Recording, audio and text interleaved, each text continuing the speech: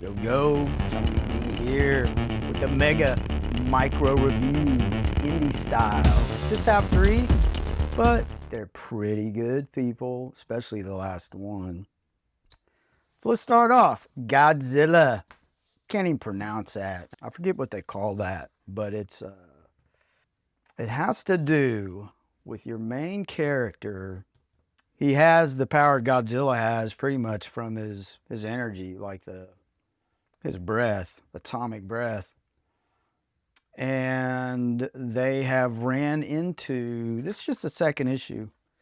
So there's a team they have assembled, and there's things going on with Godzilla and his patterns that are off, and they need to find out what's going on. You can't have unchecked Godzilla damage. They got to find out. So they're out at sea actually testing a theory where, with his abilities, he can sense where kaijus are at. So they're actually attacked at the end of issue 1, and this, I'll say it's a kaiju, grabs him and pulls him under, and I forget her name, but she jumps in to help him. She's a pretty big part of the team. So she gets him out, and they have a piece of this, I'll call it a kaiju, a piece of it where they're studying it. And it's pretty basic stuff as far as a review goes. And there is a twist here that I enjoyed where this kaiju was really the start of finding out that, hey, something's off. It's not doing what he normally does. And they believe that these things could have been attached to him, causing his erratic behavior. So they're messing with it now. It like squirts him, kind of funny. However, this thing is not dead, and it looks like it's multiplying, just like a worm, asexually. So now they have a problem. Lab containment, like it is breached. They got an issue. Jet Jaguar, he's kind of, I don't know, doesn't resonate quite much with me, but I think there's a lot of humor they're trying to inject into this book. And I mean, I get it, but I want it a little bit darker. We'll keep going. So yeah, they got to destroy these creatures. And, he's developing a relationship with that character. I forget her name, but I think she's like a doctor / warrior. So they're having like a flashback. I think the flashbacks are important. Kind of gives you a sense of how they view Godzilla. Because, something that big causing all that damage, it does not always ends well. So you see there, like her mom really meets her end. So you're gonna have some attitude, or you want to figure out like, how can I prevent this? I think it's the latter. Is a desire to prevent. This is kind of funny. Like walks in on this guy. It's just more of the team members and their interactions. And yeah, they're boarded by some pirates. Not too profound. It's they take them out pretty easy. They do what pirates do. But the pirates are smart. They know there's something more going on than what meets the eye, because they're like, hey, yeah, take the cargo. Just go away. And they're like, nah, something's up. So they have the creatures contained. They're like, oh, we want to see them, open the door. It's like, okay. And there they are, like, just total body horror, like not really body horror, but just has that flavor of that, grotesquerie. It's cool. So you can tell my voice is just not resonating with me. It's like I want to like it, and I always say that when I'm trying to like it, it's really a mute case with me. But you introduced here to, I believe this is a fresh character, kind of behind the scenes. kind of weird how it has all these TVs, but so you're given a little peek there into more of a antagonist. And there's our boy, Godzilla. I'll read the next one just because Godzilla is not happy, finding his way. You know, he can sense what's going on, and I think he has a connection to the kid that has his powers. And that's a good intro of Godzilla. So hopefully it gets better. I want it to be better. It's definitely not on par with Godzilla Half Century War or Godzilla in Hell. For me, it really feels like I'm chasing stuff like that. Like whenever I get into a Godzilla book, it's like, I want that. I mean, I wonder if that makes sense, where it's like I'm chasing an experience from previous books. And I know I'm not going to get that, but you know, I'll finish it out. I do have somewhat of a completist attitude. We'll see. We'll keep going. If you're a hardcore Godzilla fan, I would recommend it. It is a bit different, with the kid having some sort of like a power set from Godzilla, his energy. And, you know, if you're into funny books, you'd probably get into that too. There's a lot of that. But what is not funny is this. You and I've been wanting to get into this for a while. AWA went on a tear of, for me, good books. They still deliver. Now, this book is part of the larger universe, I believe. I did a little research, and there's more before this.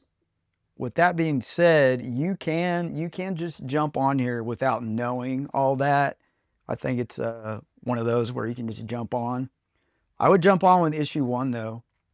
So, as far as the review goes, we are introduced to this character in a hospital, may have been in a coma, and I do like the artwork, like the panel work. Like whenever panel work is starting to be compressed like that, it gives me a sense of not knowing, or like a claustrophobic type. Like, can you imagine waking up like that and not knowing what's going on? It would give you a sense of being closed in on. That, you know, that's where my mind goes, and he like hurts himself. And he heals. So he has powers. And this whole universe is, I believe that's what it is, where people start developing powers. Pretty basic, but that's okay. And we're getting I felt like I could see something behind him. Like, doesn't that look kind of like figures? I don't know. It's very haunting. Whatever it is, it's haunting looking. So he's talking to himself in the mirror. Or he's having a discussion in his head. It's like the mirror is talking. It's very profound sounding too. You'd have to get it to really appreciate the writing, because, you know, I'm not going to read it to you like a kid. But so so this was then. So we're progressed to now. I believe this is the same character. And these jerks are messing with somebody.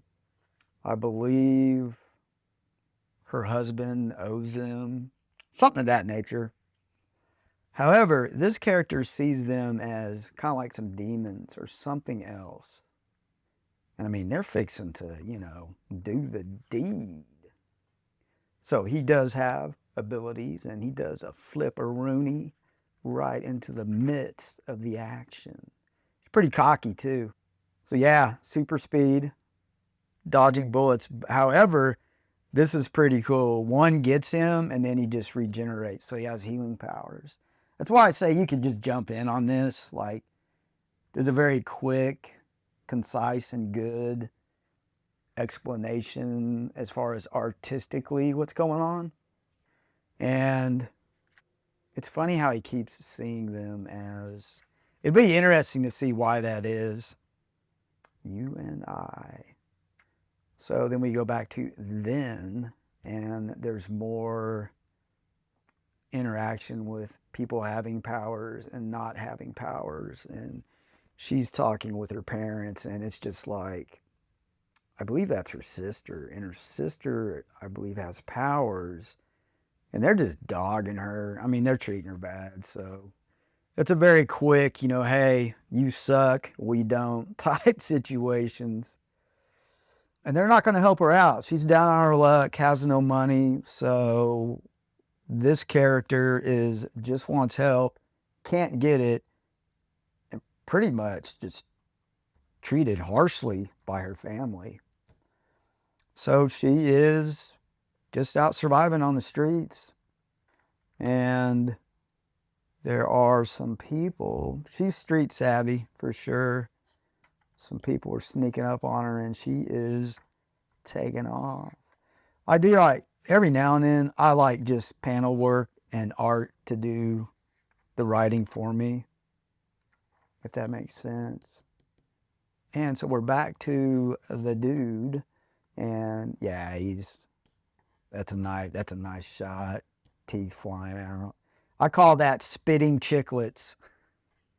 So yeah, you're getting a little more stuff about Tony D in this video. So if you see someone get their teeth knocked out, they're spitting chiclets. So yeah, she's horrified at what old boy done, but he did save her. And he sees her like that. So his vision of the world is different. It's almost dreamy. And yeah, it's a good introduction.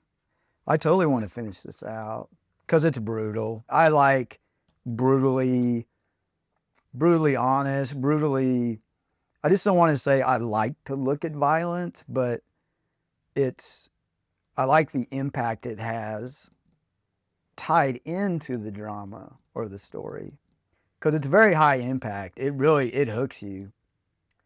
So yeah, they give him a decent beat down, and she runs into him. Great intro to those two characters, you and I. And I totally look forward to the next issue. I'm into it.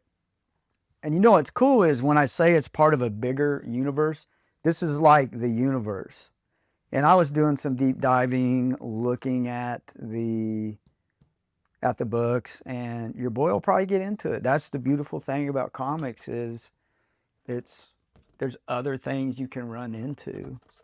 Plus, I like to hear from people what they're into, and I'll try it out. That's why I always keep it on the table. Like, if there's something, reviewable, let me know, man, so I can get into that. You learn a lot, like, and you expand your network of people who can clue you in on things, and you can clue them in. It's really cool. I think interacting with comic book people, man, is so cool. Like, it can be a very tight-knit group, man. We help each other out. It's a great community. It goes beyond just reading comics. Good friends, good community, great thought-provoking discussions you get into. It's all around positive. Cul De Sac. Shout out to my niece, Amy. And I want her to get into this. She likes the vampires, right? Check. Drama, check. And the artwork is next level. So let's get into the micro review. So these children have just been told that they are vampires, and they're a special type of vampire.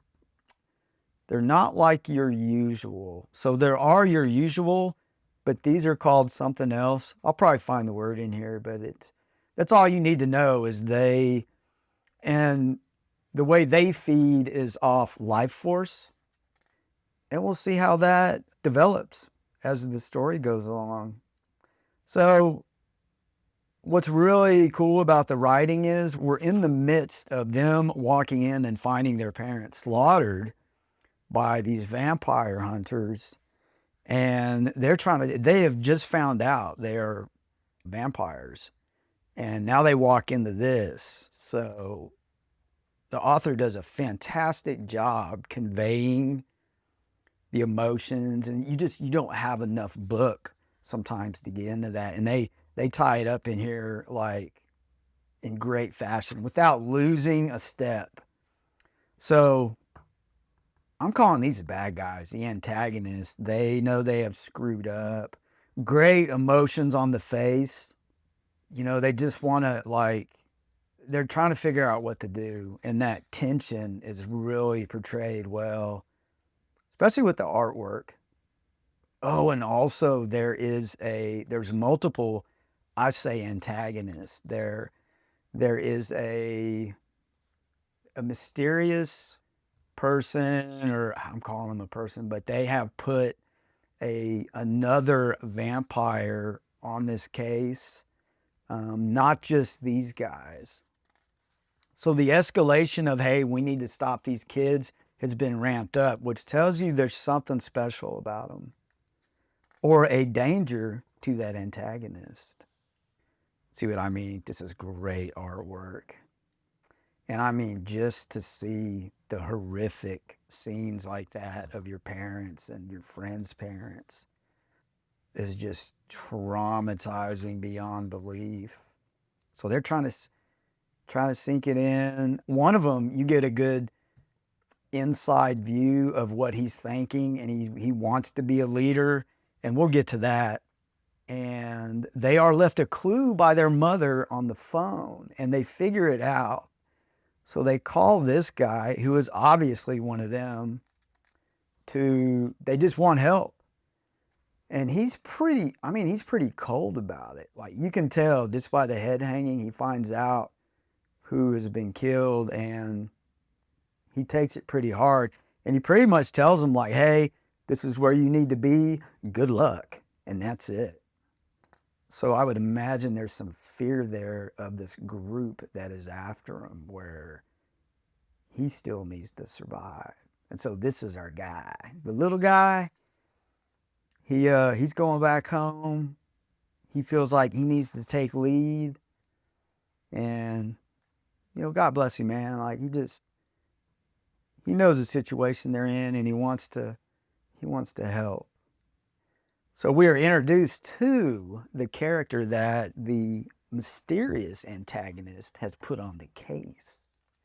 And this gets even creepier. That's why I like this book.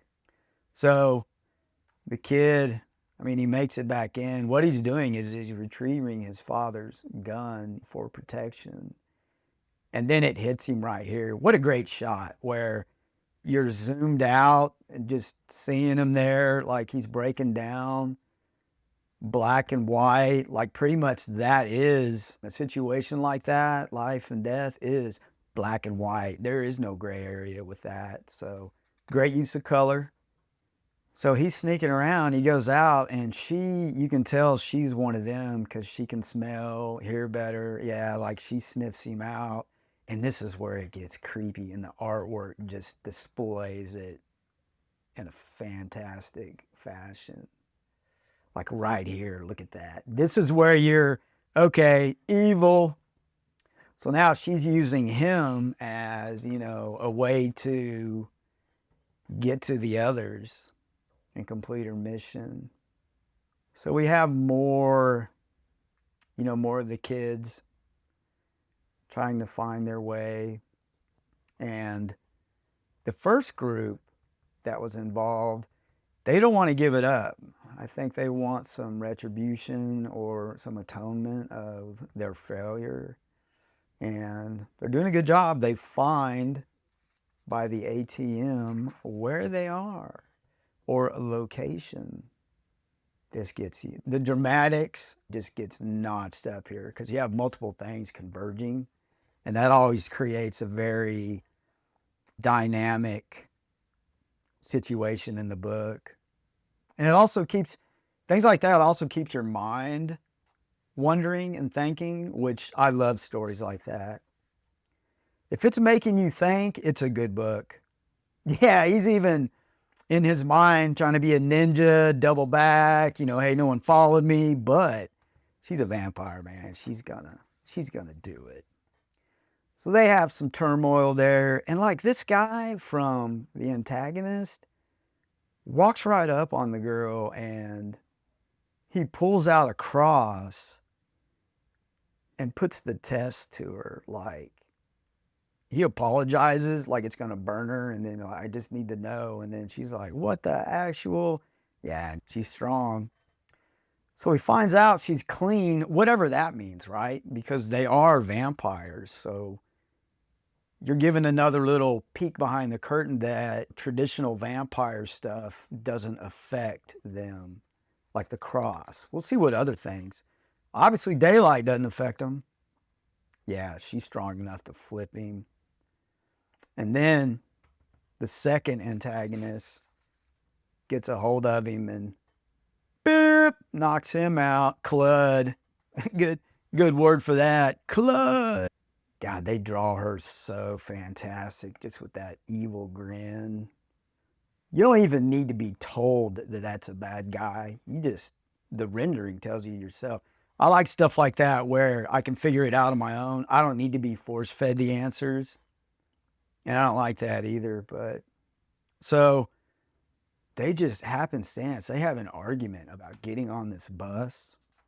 And they're like, nah, man, we'll take the next one. And then bam, like you dodged a bullet. So obviously they're susceptible to regular violence because that would have taken them out. And plus their parents being done the way they were done. It's like, yeah, regular, like what would happen to a human would probably happen to them. And they're just taking it all in. Like, are you kidding me? They would go that far.